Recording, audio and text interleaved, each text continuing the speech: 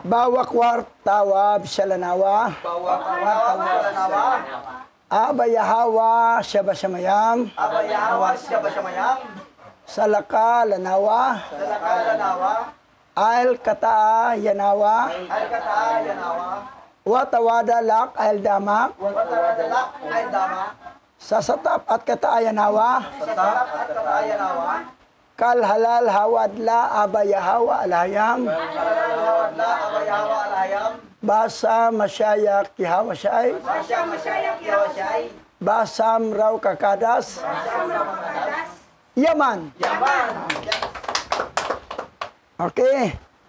Nandito na tayo sa chapter 80 ng Book of Jasher. Will be our study. Okay, basa.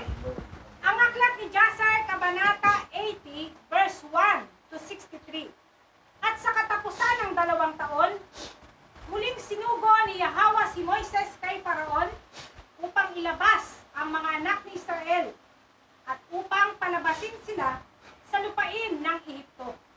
At si Moises ay pumunta sa bahay ni Faraon at sinabi niya sa kanya ang mga salita ni Yahweh na nagsugo sa kanya.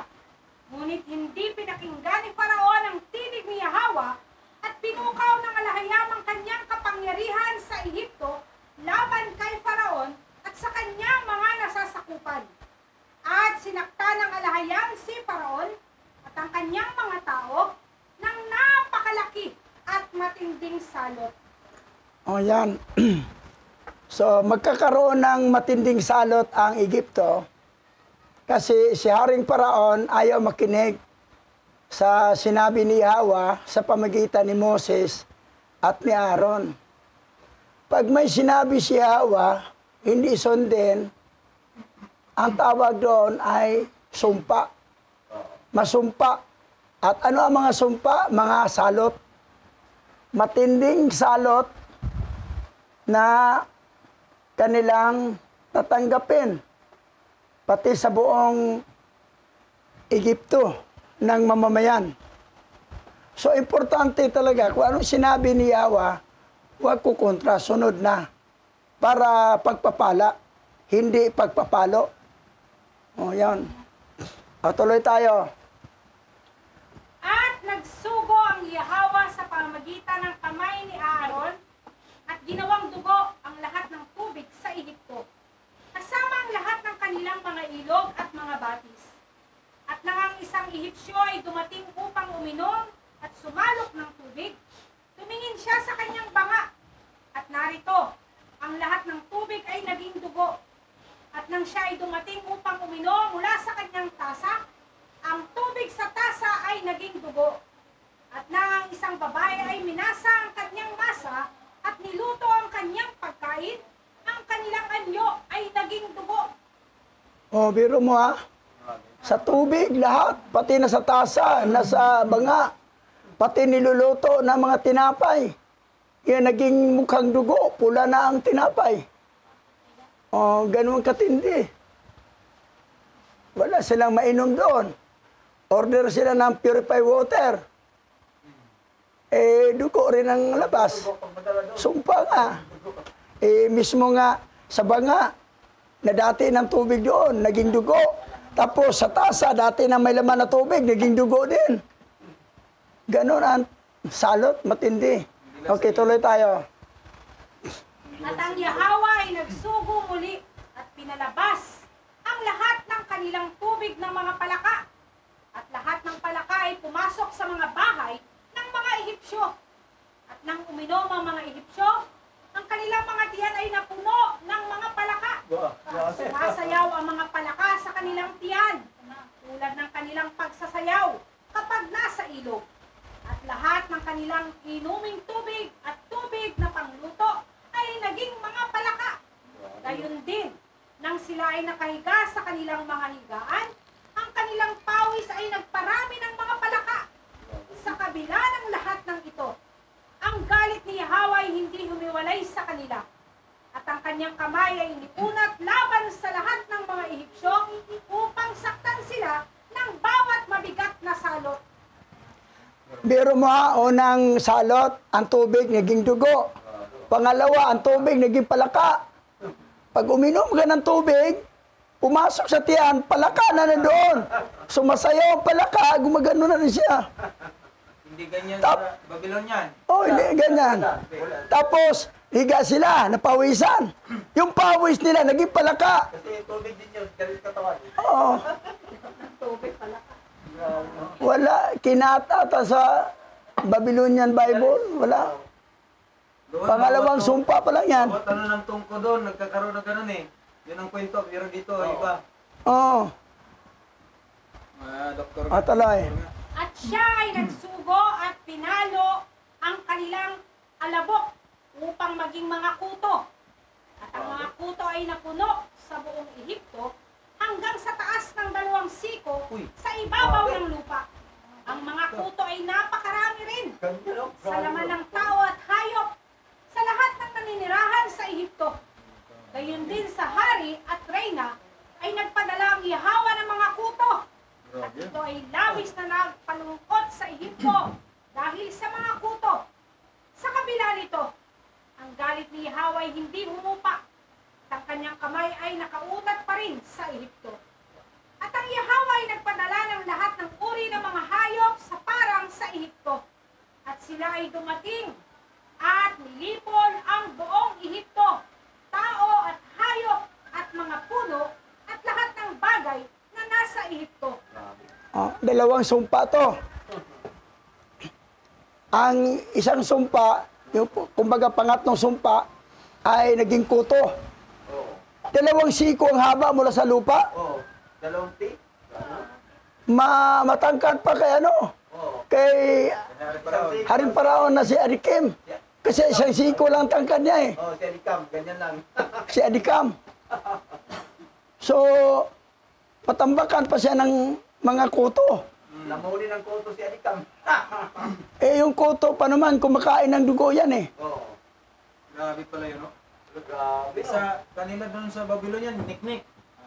Oo. Niknik ang dumating, hindi kuto. Tapos, may mga hayop pang dumating galing sa ano? Yan yung ano, Yung mga pananim, mga hayop nila kinakain sa kapwa hayop. mga nila, no? Sa mga taga-bundok na hayop.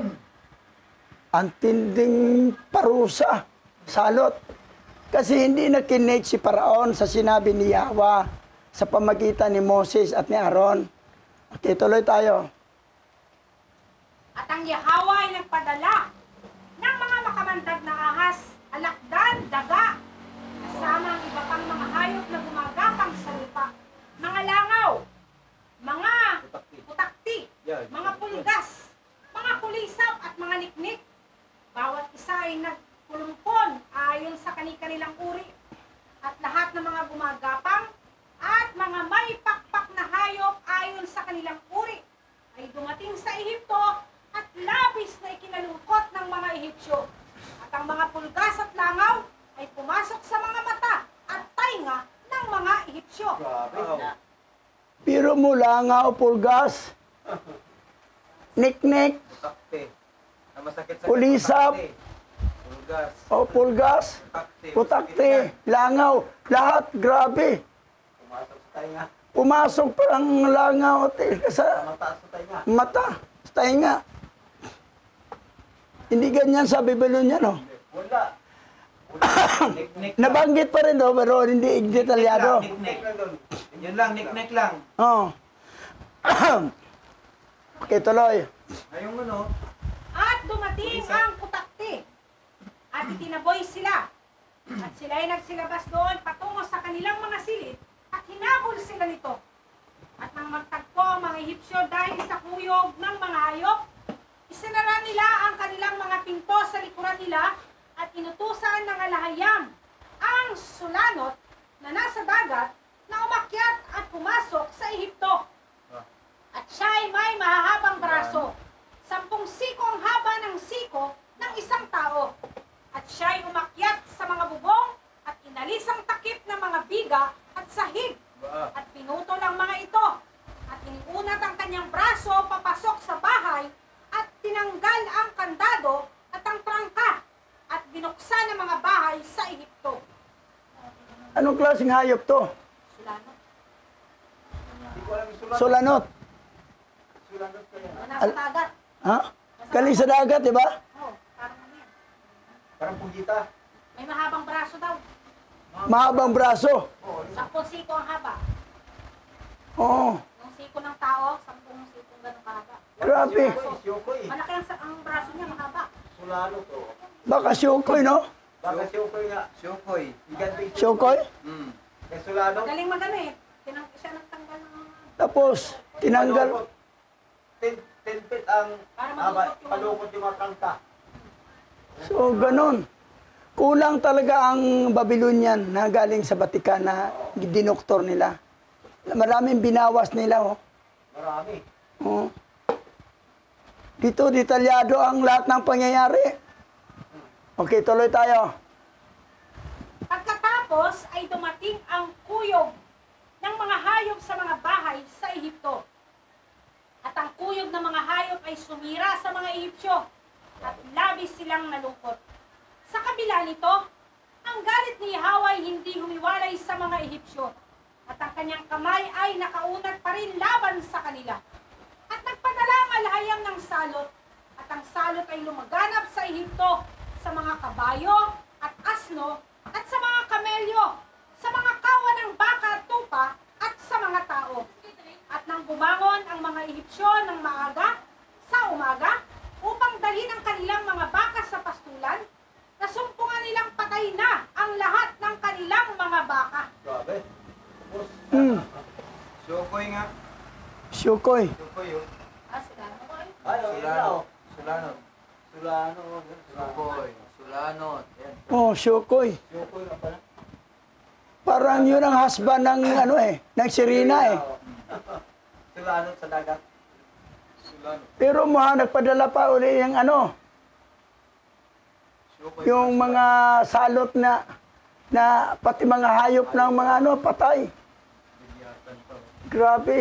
Grabe pa lang laki ng libyatan. At ang mga kuyog ng hayop na sumisira, kuyog. Hayop na kuyog. Ang mga kuyog yung mga kawan ba? Kawan. O, kawan. O yung kuyog. O yung mga kawan Oo. na. Sunod ano. Grabe yun. Panon pala sa ano yung kuyog. Panon. O, gano'n, o. Okay, tuloy tayo. Basa. At isa lamang sa 10 ang natira sa mga baka ng mga Ehipsyo. At wala ni isa sa mga baka ng Israel sa Gosen ang namatay. Ayun. At nagpadala ang alahayam ng nagbabagang pamamaga sa laman ng mga Ehipsyo na pumutok sa kanilang mga balat. Ito ay naging matinding kati sa lahat ng mga Ehipsyo mula sa talampakan ng kanilang mga paa hanggang sa tuktok ng kanilang mga ulo. Grabe yun. At maraming bukol ang nasa kanilang laman, na ang kanilang laman ay nanghina hanggang sa sila ay nabulok at nabaho. Namaho na. Parang paraon. O, parang si Paraon, yung si Miloy. Oo, si Miloy. Para si Miloy. So, nabulok, nabaho ang katawan. Kasi nagkaroon ng mga bukol eh. Oo. Pumutok ang kanilang mga balat. So, karamdaman na sa katawan. Yun na nga na hindi kasi nakinig kay Yahweh. Ang taong hindi makinig kay Yahweh, papaluin talaga yan. So, wag kang sumang-ayon sa taong hindi nakinig ni Yahweh kasi baka mahawaan ka sa sumpa niya. So, ang gagawin dyan, itiwalag na lang yan. Kasi salot talaga yon, pasaway talaga yon, tulibagbag, sutil. Ngayon, tuloy tayo. Sa kabila nito, ang galit ni Yahweh ay hindi humupa at ang kanyang kamay ay nakaunat pa rin sa buong Ehipto. At nagpadala ang Yahweh ng napakalakas na graniso na tumama sa kanilang mga ubas at binali ang kanilang mga puno ng prutas at pinatuyo ang mga ito, kaya't bumagsak ang mga ito sa kanila. At lahat ng luntiang halaman ay natuyo at namatay, sapagkat isang naghalong apoy ang bumaba sa gitna ng graniso, kaya't nilamo ng graniso ng apoy ang lahat ng bagay. Graniso, mga yelo yan. Di ba? Tapos may kasama pang apoy. Apoy, oo. Grabe, no? lamig at init. So, ang daming namatay. So, ganun ang matinding palo. Okay, tuloy tayo. At ang mga tao at hayop na natagpuan sa labas ay namatay din sa apoy ng apoy at graniso. At lahat ng mga batang leon ay nanghina. At ang Yahweh ay nagsugo at nagdala ng maraming balang sa Ehipto. Ang Chasel, Salong, Chargol at Chagol, ang balang ayon sa kani-kanilang uri na lumamon sa lahat ng natira mula sa graniso. Pagkatapos ay nagalak ang mga Ehipsyo sa mga balang. Bagamat kinain nila ang ani ng bukid at hinuli nila ang mga ito ng sagana at inasnan bilang pagkain. Wow!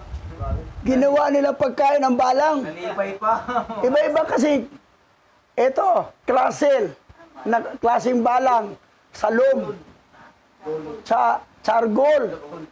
Kargole. Yan ang mga klaseng balang. Tapos nagalang Egypto, ginawa nilang pagkain. Sige, pagkain na natin to. Sa Lagubang. Sa Lagubang yun, no? Oo. Okay. Nagalak sila kasi may pagkain na balang. Muwang, kaya nyog, Kumakain ng balang na. Okay, tingnan natin. bakok kami. Ah. Ang Yahweh ay nagpabalik ng isang malakas na hangin mula sa dagat na siyang nagtangay ng lahat ng balang, maging ang mga inasinan at itinaboy. Ang mga ito sa dagat na pula. Walang kahit isang balang ang natira sa mga hangganan ng Ehipto. At ang Alahayam ay nagpadala ng kadiliman sa Ehipto. Kaya't ang buong lupain ng Ehipto at Patros ay nagdilim sa loob ng 3 araw. Kaya't walang lalaking makakita ng kanyang kamay nang iangat niya ito sa kanyang bibig. Ba? Buwan dilim ah. Yung una, itong balang, kasi natuwa ang mga Egyptian na ginawa ng pagkain ng balang, ginawa ni Hawa, nagpatangay na sa hangin. Lahat ng balang, balik sa dagat. O wala na silang pagkain. Ngayon, nagpadala naman si Alahayam ng kadiliman. 3 gabi yan. 3 araw. Na kahit itaas mo yung kamay mo, di mo makita. Sobrang dilim. Oh. Kahit Grabe, no? tusukin pa ang mata mo ng karayom, di mo makita. Kasi sobrang dilim. Oh, walang sumisikat na araw. Talagang puro gabi yan. 3 days and 3 nights. Okay, tuloy tayo. Nang panahong iyon ay namatay ang marami sa mga Israelita na naghimagsik laban sa Yahweh at hindi nakinig kina Moises at Aaron at hindi naniwala sa kanila na ang Alahayam ang nagsugo sa kanila. Namatay pa rin. At ang nagsabi, hindi kami aalis sa Ehipto, baka kami mamatay sa gutom sa ilang. At hindi nakinig sa tinig ni Moises. At sinalot sila ni Yahweh sa loob ng 3 araw ng kadiliman. At inilibing ang mga patay na mga Israelita ng kapwa Israelita ng mga araw na iyon, nang hindi nalalaman ng mga Ehipsyo. At kung malaman, ikinatuwa pa ng mga Ehipsyo.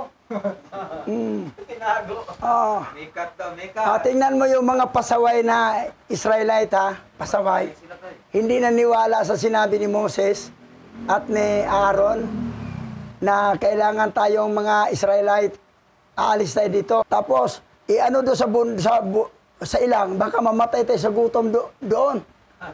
Ano ang ginawa ni Yahweh sa mga sotel? Patay. Tapos, kitiming niya na madilim Para wala para di masaya. ilibing ang mga kapwa Israelitang pasaway. Di matuwa. Hindi makita sa mga Egyptian kasi kung makita, namatayan din pala kayo. Natuwa pa sila. So, ganon. O, tingnan mo ha. May dugong Hebrew-Israelite yan. Pag pasaway, hindi maniwala. Pero naniwala ko, Hebrew-Israelite yon. Sa langit pa rin yung mapunta. Kaya lang, sa parang, sa bangkita, walang reward. Pero mo ha, Nang panahong iyon ay namatay ang marami sa mga Israelita nang naghimagsik laban sa Yahweh at hindi nakinig kina Moses at Aaron at hindi naniwala sa kanila na ang alahayam ang nagsugo sa kanila. Naalaala ninyo si Sabadjala? Ayaw maniwala sa Ethiopian Bible, nag-translate ko. But mo na. Bakak daw, bakak. But mo, bakak mo na. Di ba sabi? Kanang kay Alima, Ah. bakak ko na. Anong nangyari sa kanya? Pinatay ni Yahweh. Bakak ha. Patay. Kontra. Ayaw maniwala. Yung mga ginamit ni Yahweh, pag kinontra mo, ayaw mong paniwalaan, Gamit ang aksidente. ganon na nangyari. Tulad dito ha. Nang panahong iyon ay namatay ang marami sa mga Israelita. Magsik sila kaya. That's why na maniwala na lang agad, wag nang kukontra. Kung gusto mong mabuhay ka pa, kasi kung gusto mong mamatay ka na, sige kontra ka, papatayin ka ni Abba Yahweh. Ganon mangyari. Yung panahon nila Moses doon sa Mount Sinai, hindi na si Abba Yahweh nag-utos, si Moses na mismo utos, patayin yan, yung naniwala sa guya. Si Moses na nagkumanang papatayin. Ganon katindi. Inapo niya yun. Patay lang. Pero dito sa atin, sinabi ni Apostol Pablo, itiwalag yung mga salungat, mga kontra na hindi mo sunod diyan sa assembly, sa kapulungan. O, tiwalag. Ilan ang natiwalag natin dito? 2. Isang lalaki, isang matandang babae na pasaway. Nagkalat pa ng lagim sa GC. Yung naniwala doon, masumpa din kayo. Yung sumpa niya, masumpa. Kaya kung tiniwalag, ayaw kong mahawaan sa sumpa niya. Pag ganyan kasi susumpain ni Abba Yahweh yan. Pag ikonsinti natin yung ginawa niyang mali, madamay tayo sa sumpa. Pero ang kwento niya, binaliktad. Ako daw nagsumpa. Anong karapatan ko magsumpa? Hindi naman ako si Abba Yahweh. Hindi ako alahayam. Sabi ko, Nay, susumpain ka sa ginawa mo ni Abba Yahweh. Susumpain ka para hindi kami madamay sa sumpa mo, itiwalag kita. Para ikaw lang masumpa kami, hindi. Pero tingnan mo, gumawa pa ng kwentong mali. Pasaway talagang matanda na yan. Matanda na, walang matandaan.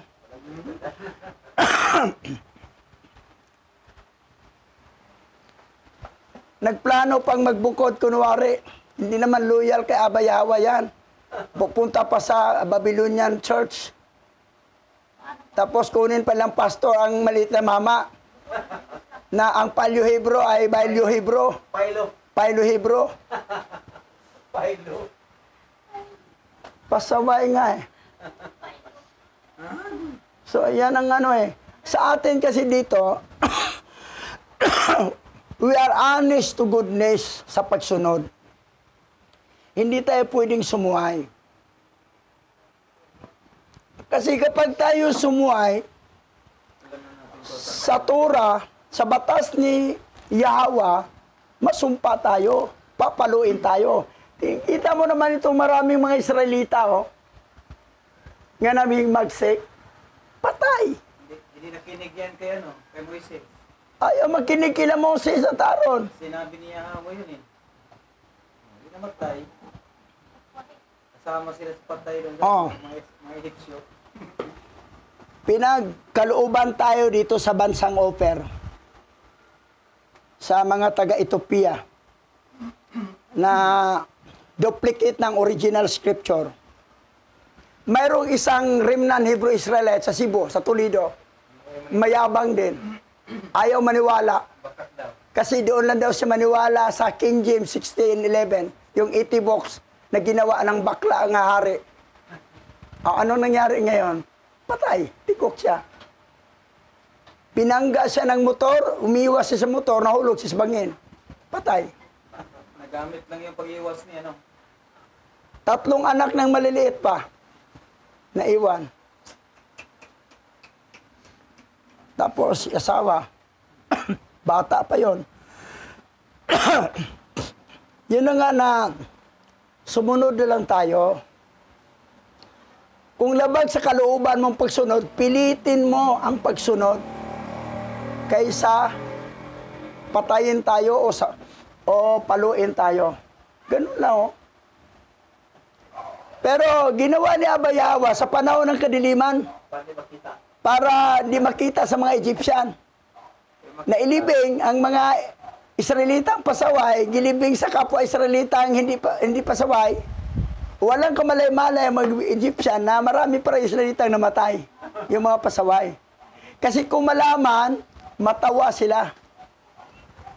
Hindi lang pala kami ang namatay, kayo rin pala, namatayan din kayo. Kami pala pinusahan kayo. Kala namin, kami lang pinarusuhan, pati kayo. Yung pasaway nga, Paano kasi? Pinaniwala eh. pasaway, ay maniwala. Tapos, reklamo pa na, Mamatay ka. mamapatay tayo sa gutom sa ilang. Gutom pa dito. Pero mo sa ilang 40 years sila. 40 years sila hanggang nakarating sila sa Kanaan. Instead na 40 days, Hindi 40 years. naging 40 years. Grabe, no? Tinustusan sila tinapay na galing sa langit. Ang taga-gawa ng tinapay, anghel sa langit, pinaulanan sila. Ang tawag sa tinapay ay mana. Mana bread. Mana. Mana breads. Mana tinapay, manang pan. Tinapay na mana. Sabi naman nila kasi laki daw. 40 years yun. Wala, hindi na sila siyempre may tinapay. Yung mga nilang mga hayop, katayin nila, gawin siyang ulam. At least ang parang kanin, tinapay. Kapag masunurin nga kay Hawa, hindi naman tayo problemahin. Dati, problema ako sa wifi. Yun pala, nalutas. Yung kapatid, dati, na umalis sa kapitbahay natin, na umalis, pupunta ng San Mateo, pumalit dito, kapatid niya, at makipaghati na sa bayaran. Hindi ko na solo ang 1,400. Tag 700 na lang kami. Lutas. Sinubukan lang pala yung mga nagbigay dati.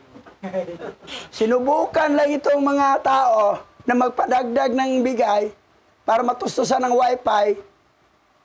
Pati yung original ibigay nila, hindi na nila ibibigay. Tapos naghamon pa na i-block sila. Ngayon, may provision pala si Abayawa na hindi mo masolo itong 1,400. Sasagutin ito sa isa. Para ang bayaran mo monthly, 700 na lang. Ayan na nangyari. May taong ginamit. May taong ginamit. Yung mga ayaw tumulong, pati yung original lang tulong, pinagkait pa nila, pinagdamot pa nila. Ewan ko kung anong parusa ni Abayawa sa inyong mga pasaway. Kita niyo to, pinapatay to ha. Mga Israelita yan. Huwag sanang mangyari ang mangyari sa inyo ni Sabadyala. Dahil malungkot din ako kung mangyari sa inyo ang nangyari kay Sabadyala. Kasi yung naulila, akala ko, boyfriend na niya si Iman Pacquiao. Hindi pala, EI lang pala yon. Yun. Tama na. Panghas naman. Tama na, bugbusarado na sermon. Panghas naman kasi siya. Okay, tuloy tayo.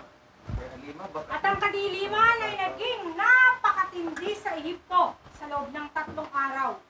At sino mang nakatayo nang dumating ang kadiliman ay nananatiling nakatayo sa kanyang lugar. Ang nakaupo ay nanatiling nakaupo. Ang nakahiga ay patuloy na nakahiga sa parehong kalagayan. At ang naglalakad ay nanatiling nakaupo sa lupa sa parehong lugar. At nangyari ito sa lahat ng mga Ehipsyo hanggang sa lumipas ang kadiliman. Grabe, no? Tradisyon na ang kadiliman. Kung anong posisyon mo, nakahiga ka. Lagi ka nakahiga. Nakaupo ka, lagi ka nakaupo. Pero yung naglalakad, Umupo na. upo na lang kasi madilim eh. Di makita ang... Mabunggong siya mo, Mike. Mahirap yung naglalakad. Hindi ganito ang nakasulat sa ano. May kadiliman lang, pero hindi detalyado. May kadaliman doon, pero sabi doon, hindi lang na makita talaga yung daan. Tama naman, kaya lang yung mga ganyan na, na detalyado yun. Detalyado ang kwento dito. Tinanggal nila. Oo. Okay, tuloy tayo. At lumipas ang mga araw ng kadiliman. At sinugo ni Yahweh sina Moises at Aaron sa mga anak ni Israel na sinasabi, "Ipagdiwang ninyo ang inyong kapistahan at ipagdiwang ang inyong Paskwa at pahiran ninyo ng dugo sa pintuan ng inyong bahay sapagkat magsugo ako ng anghel sa kalagitnaan ng gabi at ang lahat ng pintuan na walang pahid na dugo ay mamamatay ang panganay na anak, maging sa panganay na anak ng mga hayop, at aking papatayin ang lahat ng kanilang mga panganay, mula sa panganay na anak ng tao hanggang sa panganay ng anak ng hayop. At kapag nakita ng anghel ng kamatayan ng dugo na inyong ipinahid sa pintuan ng inyong bahay, ay lalampasan ng anghel at walang mamamatay sa loob ng bahay." Yan ang Passover. May kapareho sa Babylonian na magpahid ng dugo sa pintuan. Pero tinignan ko sa Jaser ng corrupted, wala na yan. Tinanggal nila. Ito, Ethiopian to eh. Ethiopic ano to eh. Book of Jaser. So, yan. Celebrate sila ng Pasko. Para mag-Passover ang anghel ng kamatayan. Ang mga panganay na anak, mga hayop, ay hindi mamatay.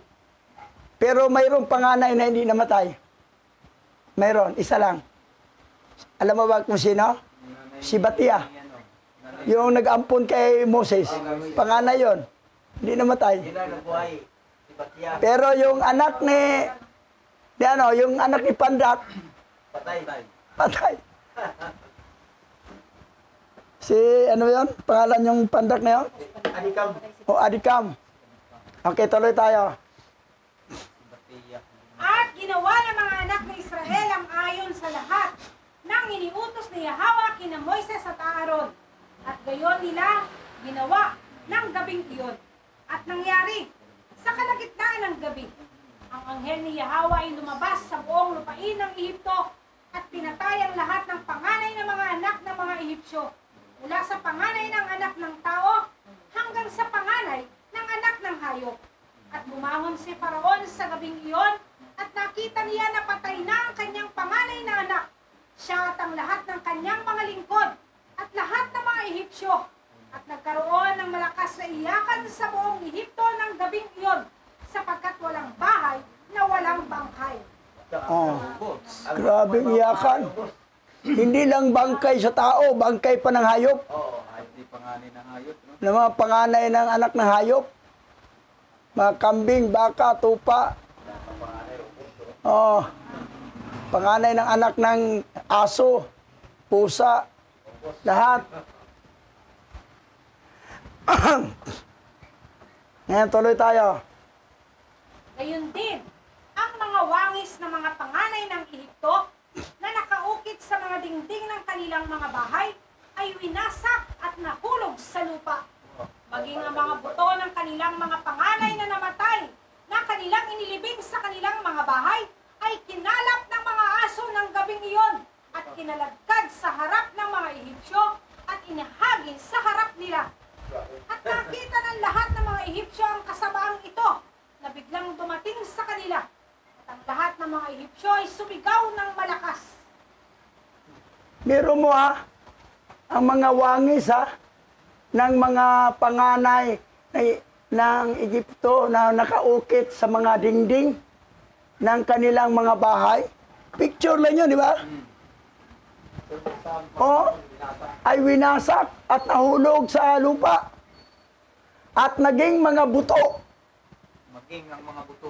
At maging mga buto na kanilang mga panganay nga namatay sa kanilang inilibing.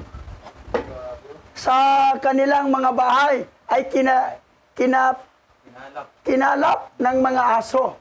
At sa gabing iyon, at kinaladkad sa harap ng mga Egyptyo na inihagi sa harap nila. Pati yung sa simenteryo, sa mga nailibing, ng mga panganay. Kinuha ng mga aso ang buto nila. Kinuha pa ng mga aso. Pinagkakalat ng mga buto. Mga panganay na grabe.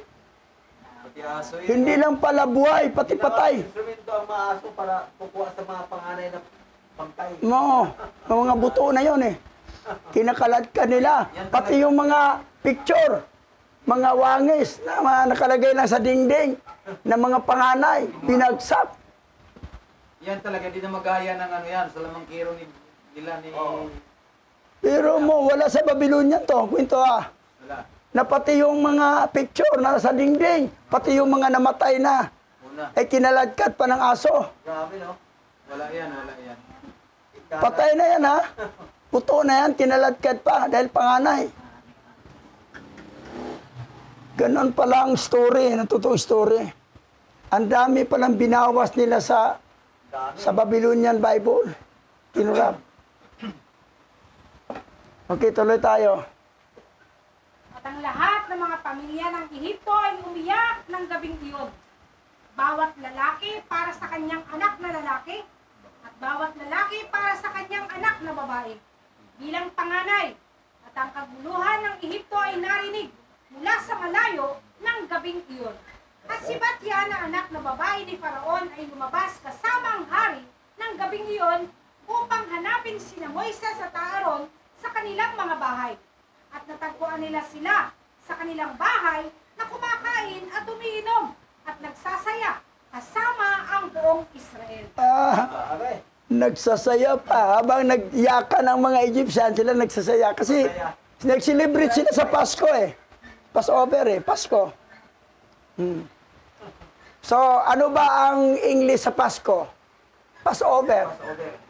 Pero ang ginawa sa Babylonian, ang English ng Pasko ay Christmas. Christmas. Hindi kasama diyan si Kristo, si Serapis.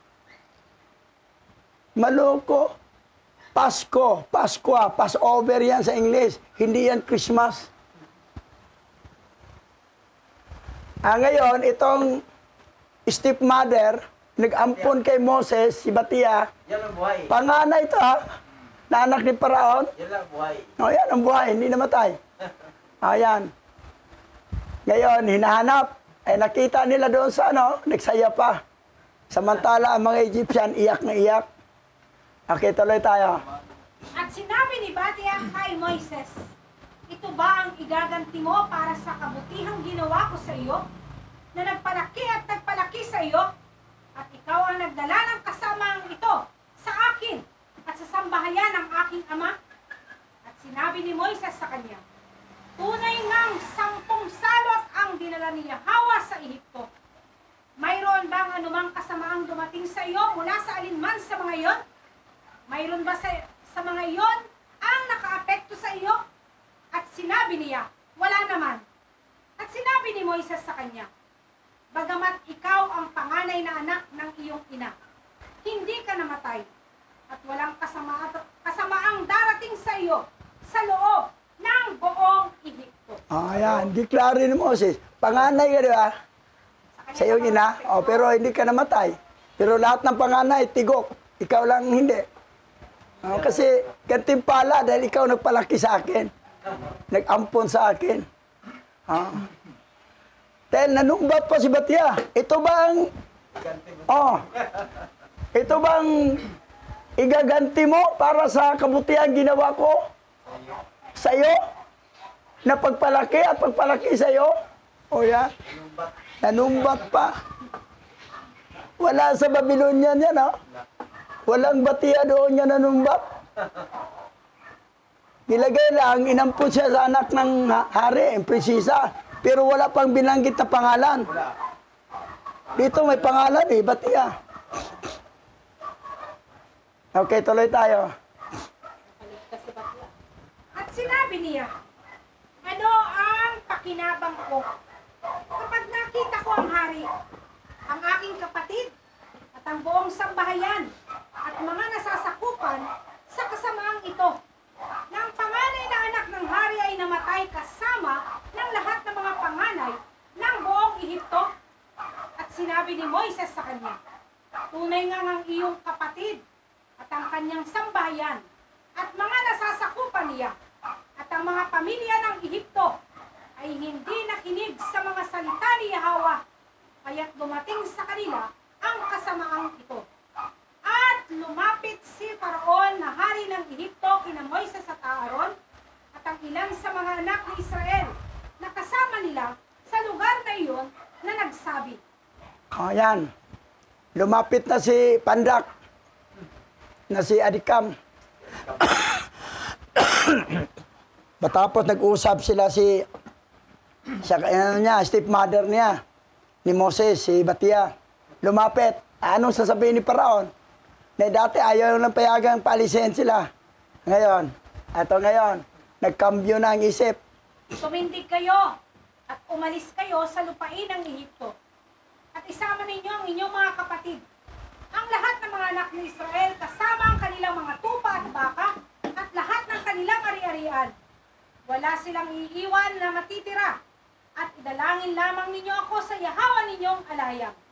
At sinabi ni Moises kay Faraon, huwag kang matakot sapagkat hindi ka mamamatay, sapagkat iniutos ni Yahweh na ikaw ay mabubuhay upang maipakita sa iyo ang kanyang kadakilaang kapangyarihan. Hindi naman talaga mamatay ito si Pandak eh. Kasi pagpapala ito ni Abay Hawa sa Pandak nito. Kasi yung namatay ang buong Egyptian ng mga lalaki, bata na lang babae na tira, yung sinundan sila sa dagat na naging highway, na 12 highway daanan, hindi naman siya sumama eh. Yun namatay ang mga sumunod, siya naiwan. Eh ngayon, anong pagharian niya sa Egyptian? Wala nang lalaki. Siya na lang mag-isa. Mga bata na lang, mga babae. Dinala siya ng anghel. Utos ni Yahweh doon sa Ninibe. At doon siya maghari. Sa bansang Iraq na ngayon. O yan. O yan. Naiba na ang tono niya, ni Paraon. Kasi umalis na kayo, dalhin nyo lahat. Pero yung nakaalis na, nagbago ng mga isip niya, pabalikin natin. Oo. Wala alipin. So, ganyan. Pabago-bagong isip. Okay, tuloy tayo. At iningutos ni Faraon na paalisin ang mga anak ni Israel. At lahat ng mga Ehipsyo ay naglakas loob na paalisin sila. Sapagkat sinabi nila, lahat kami ay mamamatay kapag nandito pa kayo. At pinaalis ng lahat ng mga Ehipsyo ang mga Israelita na may dalang malalaking kayamanan, mga tupa at mga baka at mahahalagang bagay, ayon sa ipinangako ni Yahweh sa pagitan niya at ng ating amang si Abraham. At ang mga anak ni Israel ay naantala sa paglabas sa gabi. At nang dumating ang mga Ehipsyo upang ilabas sila, at sinabi nila sa kanila, kami ba ay mga magnanakaw na kami ay lumalabas sa gabi? Kasi giapura na sila eh. Umalis na kayo. Sabi, gabi ngayon. Bakit? Umalis kami gabi para kami magnanakaw na umalis sa gabi. Bukas na ng umaga, alis na kami. Ayan. Kasi takot na takot sila. Mamamatay kami lahat kung nandito pa kayo. Eh kami ba'y magnanakaw na umalis ng gabi? Di sa araw kami umalis. O, kinabukasan. Okay, tuloy natin. At ang mga anak ni Israel ay humingi sa mga pilak at mga ginto at mga damit at hinubaran ng mga anak ni Israel ang mga Ehipsyo. At si Moises ay nagmadali at tumindig at pumunta sa ilog ng Ehipto at iniahon mula roon ang kabaong ni Joseph at dinala ang mga buto ni Joseph. Ang mga anak ni Israel ay nagdala rin. Bawat isa ay may mga buto ng kani-kanilang ama at bawat isa ay may mga buto ng kani-kanilang lipi. Oh, yan. Dinala talaga. Yung 12 tribe na ninuno. Dinaon. Oh, dinala nila. Dali sa Israel. Oh, walang iiwan. Oh, biro mo ha. Sabi nila, oh, magiginto nyo, bigay sa amin. Pilak. Hinubaran. Sa Babylon nyo, hinubarad. Sabi mo, di ba ganyan din, no? Ganyan din, pero hindi ganyan kadetalyadong sinabi. Oo. Oo. So, ito naman mga Egyptian, natakot. Oh, sa inyo, kailan makaalis kayo? Kailan mamatay kami? Doon, ang kwento, binigyan sila. Dito nanghingi sila eh. Oo. Dito, grabe, oh. Nanghingi. Oh, ang mga anak na Israel ay humingi sa mga Egyptyo ng mga pilak at mga ginto at mga damit at hinubaran ang mga anak hinubaran ng mga anak ni Israel ang mga Egyptyo. Mga damit, be. Hubaran, sige. Brief na lang may iwan sa'yo, panty na lang. Yan pangit na kami sa'yo na yan.